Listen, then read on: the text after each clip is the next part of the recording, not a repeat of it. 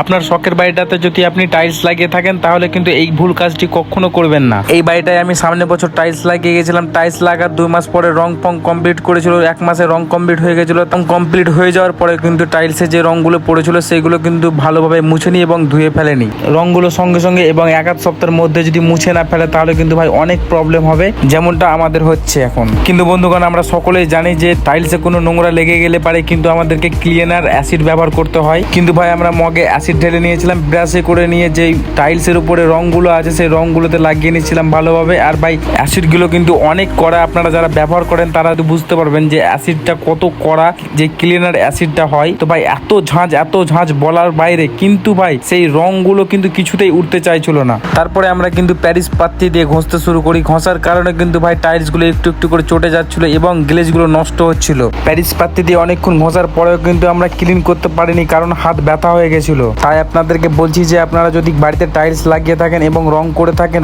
টাইলসে যে রংগুলো পড়বে সেইগুলো কিন্তু যত তাড়াতাড়ি পারবেন ক্লিন করিয়ে নেবেন এবং ক্লিন করে নেবেন। রং করার পরে যত শীঘ্রই পারবেন টাইলসটা পরিষ্কার করিয়ে নেবেন, তাহলে কিন্তু আপনার স্ক্র্যাচ পড়ার থেকে এবং চটে যাওয়ার থেকে রক্ষা পাবেন। অ্যাসিড মারার পরে কিন্তু যে কোনো বালতিতে শ্যাম্পুকে ভালোভাবে ঘুলে নিতে হবে। ঘুলে নেওয়ার পরে একটা কাপড় নিয়ে ভালোভাবে শ্যাম্পুর জল নিয়ে টাইলসে ভালোভাবে রগড়ে দিতে হবে। রগড়ে দেওয়ার পরে প্লেন জল দিয়ে ভালোভাবে ধুয়ে নিতে হবে। ধুয়ে নেওয়ার পরে তো আপনার বাড়ি ঝাঁকাস। বন্ধুগণ, এরপরের ভিডিওটাতে এই বাড়ির হোম ট্যুর ভিডিও খুব তাড়াতাড়ি আসছে। যদি দেখতে চান তাহলে কিন্তু পেজটা আপনাকে ফলো করতে হবে এবং ভিডিওটাতে লাইক করে দিতে হবে। দেখা হচ্ছে নেক্সট ব্লগে। ততক্ষণ ভালো থাকতে হবে, সুস্থ থাকতে হবে। বাই।